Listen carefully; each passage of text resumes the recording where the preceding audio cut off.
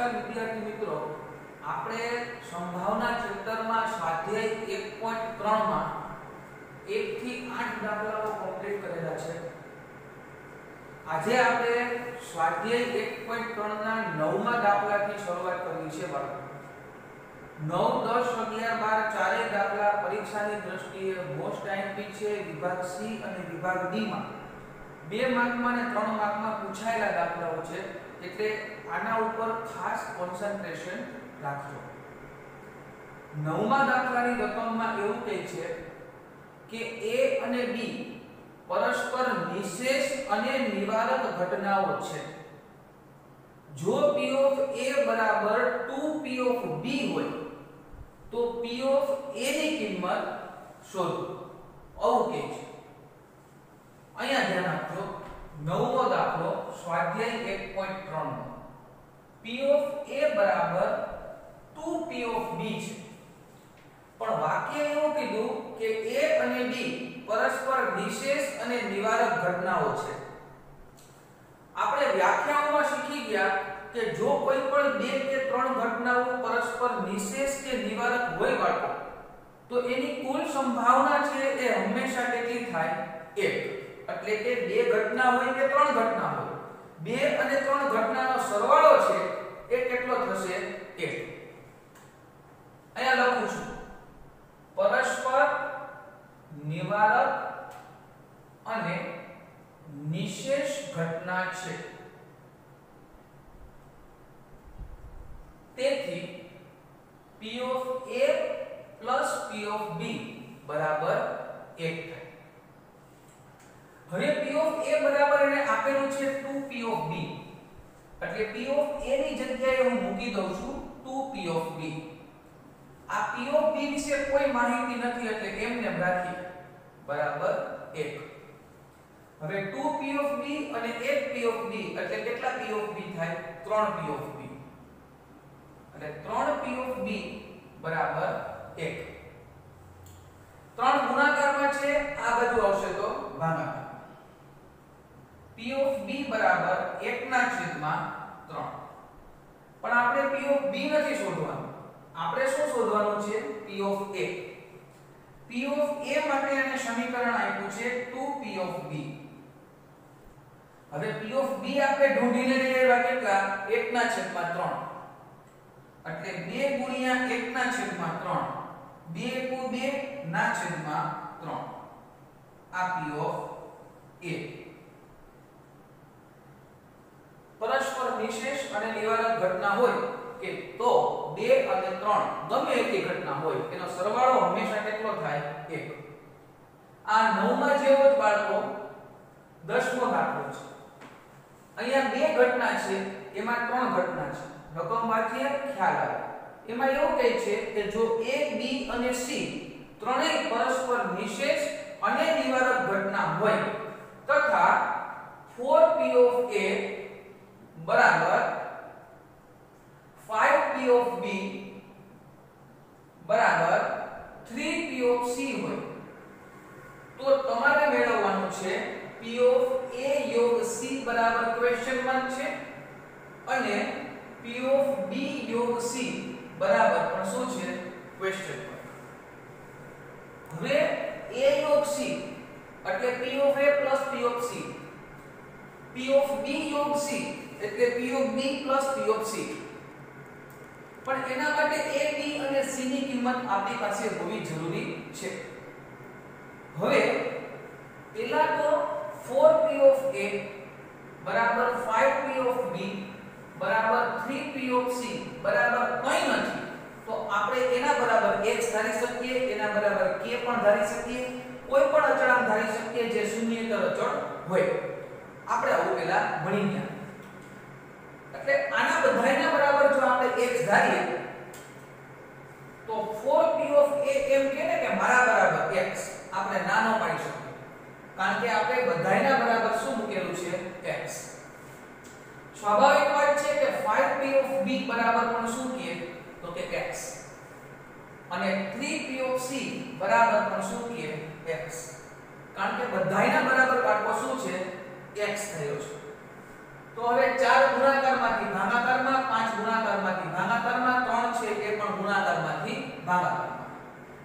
એટલે લખીએ p of a બરાબર x ના છેદમાં 4, p of b બરાબર x ના છેદમાં 5, p of c બરાબર x ના છેદમાં 3.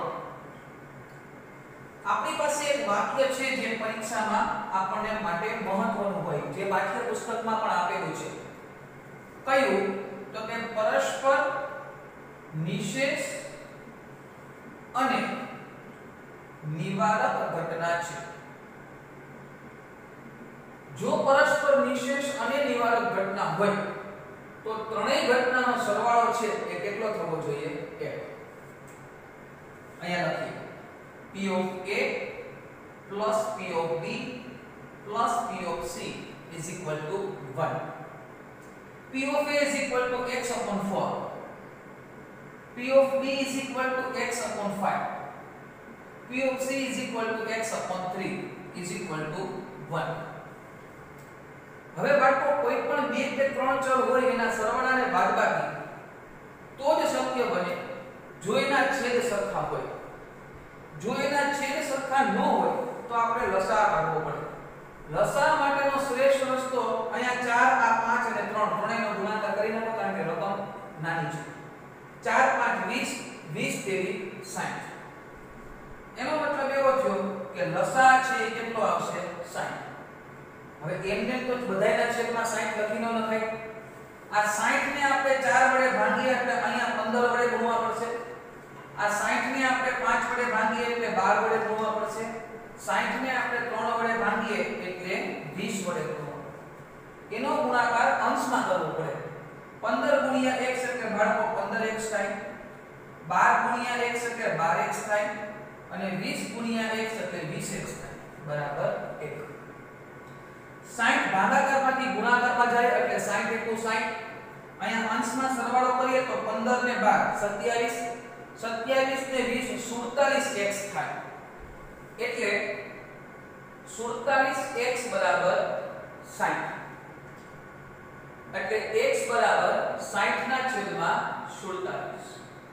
આજે આપણે બધાયના બરાબર x ધાર્યો એ x ની કિંમત આપણને મળી ગઈ. પણ આપણે p of a, p of b અને p of c પર્સનલી જોઈએ છે, કારણ કે આપણે મેળવવાનું છે a યોગ c અને b યોગ c. અહીંયા લખીએ કે p of a બરાબર x ના છેદમાં 4 ધારેલું છે. x બરાબર આપણે ફાઇન્ડ આઉટ કરીને લઈ આવ્યા 60 ના છેદમાં 47. છેદમાં 4 તો છે જ, 15 ચોકું 60. એનો મતલબ એવો છે કે 15 ના છેદમાં 47 આ p of a. હવે p of b બરાબર છે x ના છેદમાં 5. p of b બરાબર x ના છેદમાં 5. x આપણે મેળવીને લઈ આવ્યા છીએ 60 ના છેદમાં 47. એને ગુણ્યા 5. 12 * 5 = 60. એટલે 12 ના છેદમાં 47 આ p of b. હવે આવી જ રીતે મેળવશું p of c x ના છેદમાં 3. x આપણે મેળવીને લઈ આવ્યા છે 60 ના છેદમાં 47 છેદમાં 3 તો છે 20 તેરી 60 એટલે 20 ના છેદમાં 47. તો આ આપણને personally p of a, p of b અને p of c ત્રણેયની કિંમત મળી ગઈ. હવે આપણે મેળવવાનું છે p of a યોગ c. તો p of a યોગ c બરાબર થાય p of a plus p of c. p of a આપણે ઢૂંઢીને લઈ આવ્યા 15 ના છેદમાં 47. p of b 12 ના છેદમાં 47. એટલે 15 ને 12 27 ના છેદમાં 47 આ p of a યોગ c. આ પહેલો આન્સર છે. હવે બાળકો મેળવવાનું છે p of b યોગ c. p of b યોગ c is equal to p of b plus p of c. p of b 12 ના છેદમાં 47. p of c આપણી પાસે છે 20 ના છેદમાં 47. 20 ને 12 32 ના છેદમાં 47. છેદ કોઈ જગ્યાએ ઉડે એમ છે નહીં, એટલે છેદ ઉડાડવાનો પ્રશ્ન આવતો નથી. તો આ આપણા માટે મોટો દાખલો ગણાવી શકાય. આ દાખલો બોર્ડની એક્ઝામમાં વિભાગ ડી માં 3 માર્કમાં પૂછાયેલ છે અને આ નવમો દાખલો વિભાગ સી માં 2 માર્કમાં પૂછાયેલો છે. બંને દાખલાઓ બાળકો વ્યવસ્થિત રીતે તમે એકવાર જોઈ જાઓ, પછી આપણે એના પછીના દાખલાઓની શરૂઆત કરશું.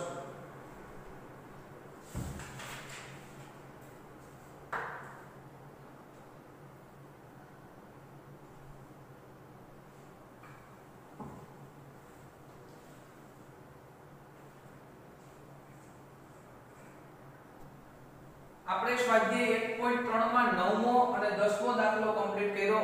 11મો દાખલો છે એ તમારે ગણવાનો છે.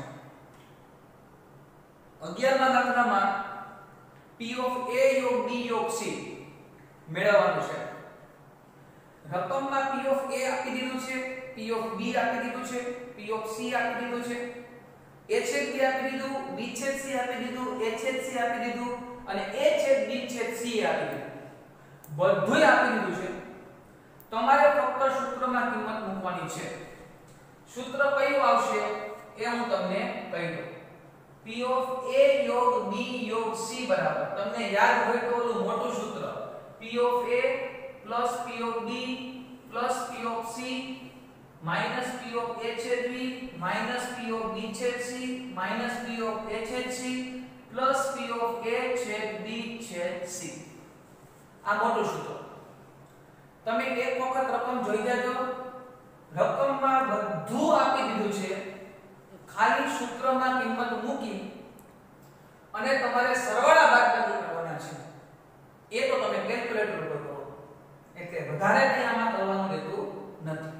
એટલે આવા દાખલાઓ ઉપર પણ પૂરેપૂરું ધ્યાન આપો. આ દાખલો તમે કમ્પ્લીટ કરી નાખજો. હવે આપણે સ્ટાર્ટ કરવું છે સ્વાધ્યાય 1.3 નો છેલ્લો દાખલો. સ્વાધ્યાય 1.3 દાખલા નંબર 12 ખૂબ જ મહત્વનો દાખલો અને બોર્ડની એક્ઝામમાં વિભાગ ડી માં પૂછાઈ ગયેલો દાખલો છે ઘણી બધી વખત, એટલે ખાસ ધ્યાન આપજો. હું રકમ વાંચું છું. નિદર્શ અવકાશની 3 ઘટનાઓ A, B અને C માટે પરસ્પર નિવારક અને નિશેષ ઘટનાઓ છે. એટલે કે A, B અને C પરસ્પર નિશેષ અને નિવારક ઘટના છે. એટલે 3 ઘટનાનો સરવાળો કેટલો થશે? 1. એ નિયમ લાગુ પડશે. હવે અહીંયા તમને P of C ડેશ બરાબર 0.8 આપેલું છે. P of C ડેશ બરાબર 0.8. હવે P of C ડેશ નું સૂત્ર આપણી પાસે છે 1 - P of C બરાબર 0.8. P of C માઈનસ છે, ઓલી બાજુ જશે તો પ્લસ, અને 0.8 પ્લસ છે, આ બાજુ આવશે તો minus. That means P of C is equal to 0.2. આ આપણી પાસે પેલી કિંમત P of C ની મળી. આગળ વાંચીએ. જો 3P of B બરાબર 2P of A dash, 3P of B બરાબર 2P of A ડેશ. અહીંથી જ સાચી રમત શરૂ થાય છે બાળકો, ખાસ ધ્યાન આપજો. 3P of B બરાબર 2P of A ડેશ. અહીંયા આપણી પાસે C ડેશ નું સૂત્ર હતું 1 - P of C, એટલે આપણે મૂકી દીધું. તો અહીંયા આપણી પાસે A ડેશ નું સૂત્ર છે 1 - P of A, મૂકી શકીએ. P of B 2 into bracket 1 - P of A. શું કર્યું છે? A ડેશ નું સૂત્ર મૂક્યું 1 - P of A. So 3P of B is equal to 2 છે આખા કાઉન્સ સાથે ગુણશે. 2 એકુ 2, 2 ગુણ્યા P of A એટલે 2P of A થાય કે ન થાય? થાય. ઓકે. હવે આપણે આગળ વિચારવાનું છે કે 3 છે એ ગુણાકારમાં છે, ઓલી બાજુ જાય તો ભાગાકાર. P of B બરાબર 2 - 2P of A ના છેદમાં 3. આનાથી વિશેષ આપણાથી કોઈ થઈ શકે એમ છે નહીં. બરાબર. હા, આપણે એક વસ્તુ વિચારી શકીએ કે 2 છે એ કોમન નીકળશે, પણ અત્યારે કોમન કાઢીને આપણને કંઈ ફાયદો નથી. આગળ રકમમાં શું કહે છે જોઈએ. તો P of A અને P of B ની કિંમત શોધો. કોઈ વાંધો નહીં. આપણી પાસે P of C છે અને P of B માટે સમીકરણ બન્યું. P of A માટે આપણી પાસે કંઈ છે નહીં, કંઈ વાંધો નહીં, પણ આપણી પાસે એક વાક્ય છે.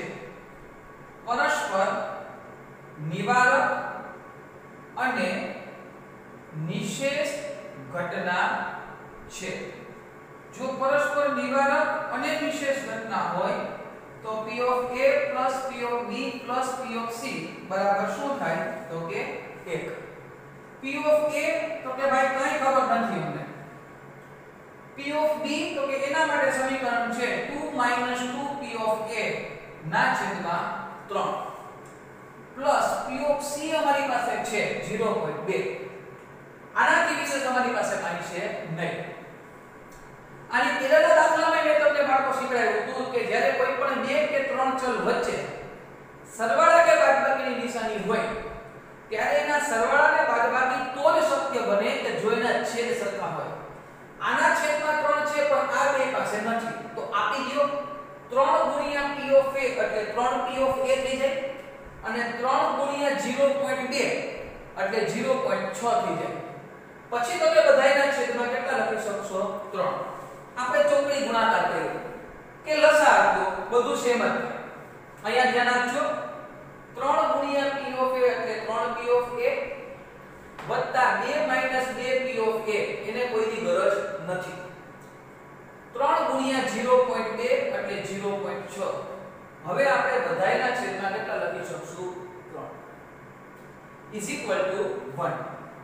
હવે સમજો 3 P of A માંથી 2 P of A જાય, કારણ કે વત્તે ઓછે ઓછા plus minus minus. 3 P of A માંથી 2 P of A જાય તો 1 P of A વધે. વત્તે વત્તે વત્તા પ્લસ પ્લસ પ્લસ 2 અને 0.6 બેનો સરવાળો એટલે 2.6. 3 ભાગાકારમાંથી ગુણાકારમાં જાય એટલે 3 એકુ 3. 2.6 છે એ પ્લસ છે, ઓલી બાજુ જશે તો માઈનસ થઈ જશે. એટલે P of A બરાબર 3 માંથી 2.6 જાય એટલે 0.4 બાકી વધે. P of A બરાબર આપણને મળી ગયા 0.4. હવે આપણે મેળવવાનું છે P of B. P of B તમે બે રીતે મેળવી શકો. કેવી રીતે ધ્યાન આપજો. અહીંયા તમારી પાસે સમીકરણ છે કે P of B બરાબર 2 2 P of A ના છેદમાં 3. અહીંયા તમે P of A ની કિંમત મૂકી દો તો તમને P of B મળી જાય. અને કદાચ માની લો કે આ તમને અપૂર્ણાંકમાં છે એટલે અઘરું લાગતું હોય તો આપણો જે બેઝિક નિયમ છે P of A + P of B + P of C બરાબર કેટલા? 1. એમાં પણ તમે કિંમત મૂકી શકો છો, કારણ કે તમારી પાસે P of A છે 0.4, P of C છે 0.2, તો વચ્ચેનું ચલ તો મળી જ જાય. જો આવી રીતે કહું છું P of A + P of B + P of C = 1.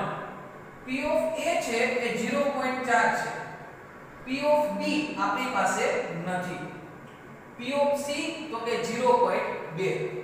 0.4 અને 0.2 એટલે 0.6 પ્લસ P of B બરાબર 1. 0.6 છે બાળકો એ પ્લસ છે, આ બાજુ આવશે તો minus. Last answer final P of B = 0.4. એટલે P of B ની વેલ્યુએશન માં કેટલી આવી? 0.4. હવે આમાં કિંમત ન મૂકવી હોય અને આમાં કિંમત મૂકવી હોય તોય P of B ની કિંમત મળે. ટેકનિકલી શીખવાઈ દો, તમે ટ્રાય કરજો. અહીંયા P of A ની કિંમત મૂકવાની. P of A કેટલા છે? 0.4. હવે બુદ્ધિથી વિચારો 2 ગુણ્યા 0.4 એટલે 0.8 આવશે. 2 માંથી 0.8 બાદ કરો એટલે 1.2 આવે. 1.2 ને 3 વડે ભાગો એટલે 0.4. આમ એટલે આમાં અથવા તો આમાં ગમે એમાં કિંમત મૂકો, એનાથી જવાબમાં કોઈ ફેરફાર થશે નહીં. અહીંયા બાળકો તમારું સ્વાધ્યાય 1.3 છે એ કમ્પ્લીટલી પૂરું થઈ ગયું.